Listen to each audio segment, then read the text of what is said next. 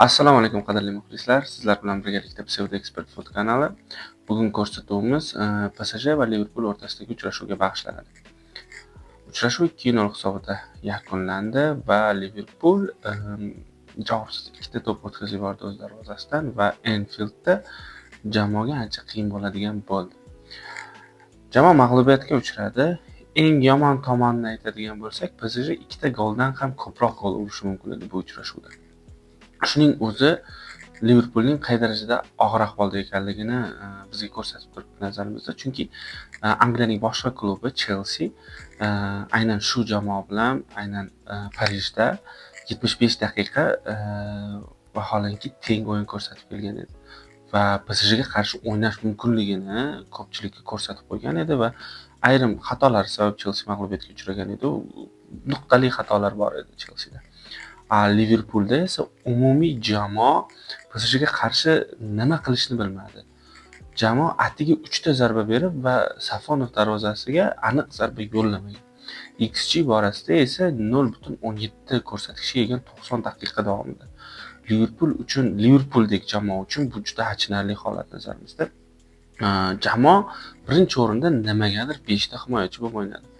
Umuman bu yo'lni tanlamaydigan bu sxemada o'ynamayotgan jamoa uchun birdaniga bu sxemaga o'tib olish qanchalik to'g'ri edi bilmadim. Slotning endi albatta o'zining futbolga qarashlari bor, futbolni tushunishi bor, bizga nisbatan ancha yaxshiroq biladi, lekin jamoa 5 ta himoyachi bo'lib himoyalanib ham PSJga juda ko'p imkoniyatlar yaratishga, vaziyatlar yaratishga imkoniyatlar berdi. Endi Salah negadir maydonga tushmadi. To'g'risini aytsak, Salah nazarimizda kerak edi.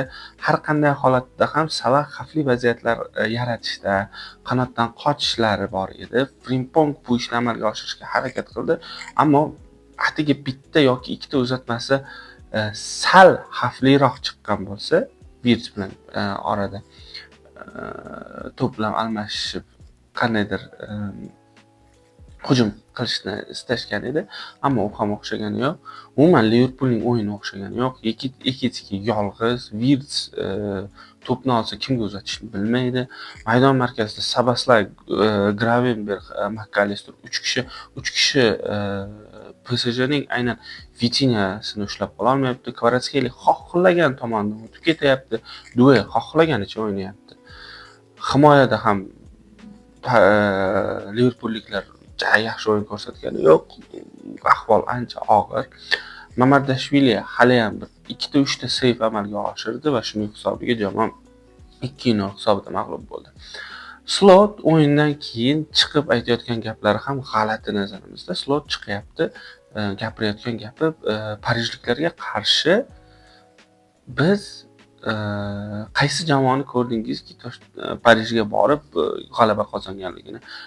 Bu gapi bilan xuddiki jamoa durang o'ynashga rozi bo'lib kelgandek gapiryapti.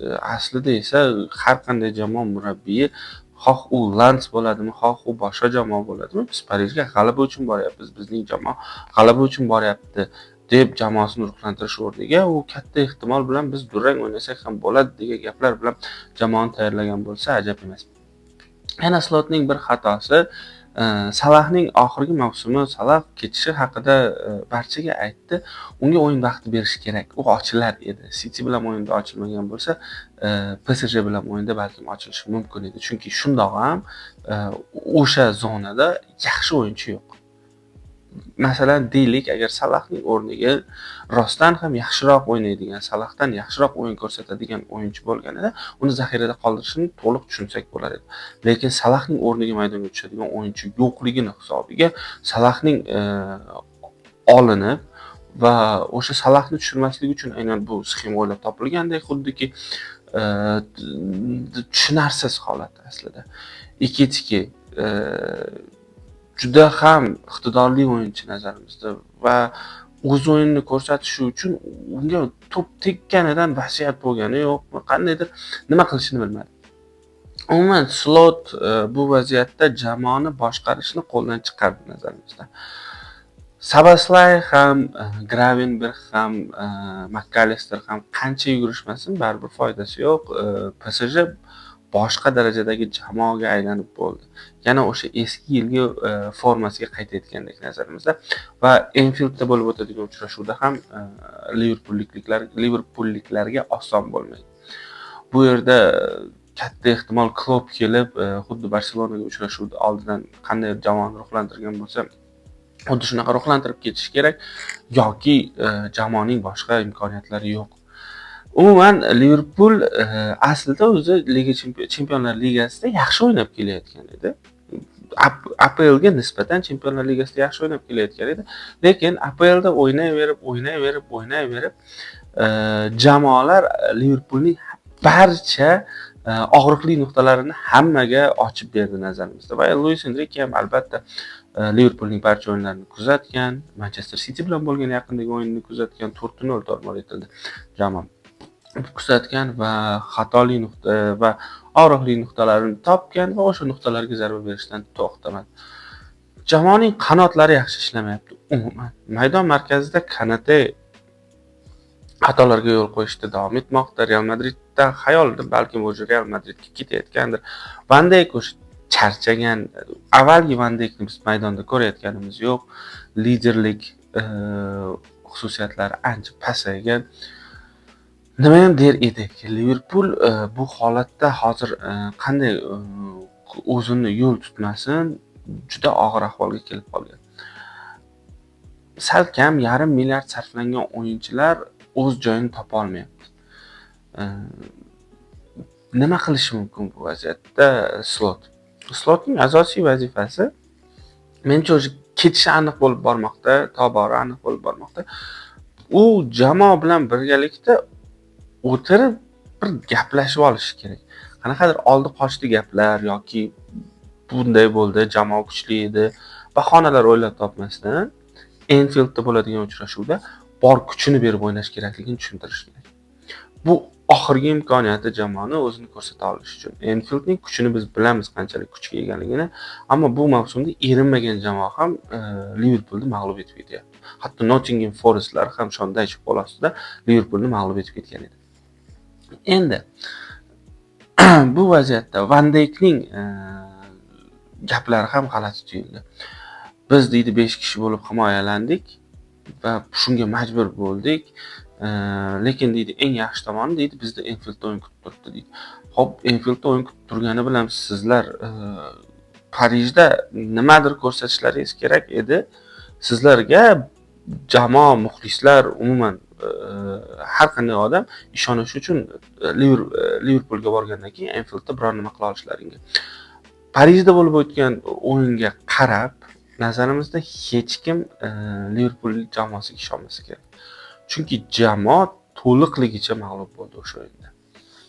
Albatta qandaydir o'yinni topib ketib Liverpul g'olib bo'lishi mumkin, ammo buning imkoniyatlari juda past nazarimizda. Bu yerda Slotning asosiy qilish kerak bo'lgan vazifa bu jamoani to'g'ri ruhlantira olish. Bo'ldi, boshqa muammo yo'q. Jamoaning o'yinida bir-birini tushunishlari yo'qligi u yo'q bo'lib ketishi mumkin. Aynan Mareskaga o'xshab turib, Slot bitta o'yinga tayyorlanishi kerak. O'shandagina Kvaratskhelia, Dembele va duellarning formasi, sport formasi yana yuqori darajaga chiqmoqda. Umuman Vitinha ham juda yaxshi o'yin ko'rsatmoqda, Nuno Mendes o'zi juda kuchli futbolchiligini hammamiz bilamiz. Liverpulda ham xuddi shunday o'yinchilar bor-da, eng qizig'i. Wirtz, Frimpong masalan yangi kelganlar. Ikki-ikkina o'yinni ko'rib men to'g'risi kamida Olise darajasida o'yna oladigan o'yinchi. Salohiyati bor, faqat undan to'g'ri foydalanish kerak. Hozircha Slot bu ishni amalga oshira olayotgani yo'q. Xo'p, Liverpul mag'lubiyatga uchradi va shu bilan endi Enfieldda kutamiz javob uchrashuvini. Ko'rsatuvimiz ham yakunlandi. Salomat bo'lasiz, sog' bo'lasiz. Ko'rganingiz uchun rahmat. Videomizga like bosib qo'yishingizni so'raymiz va obuna bo'lishingizni ham so'rab qolamiz. Xayr, salomat bo'ling.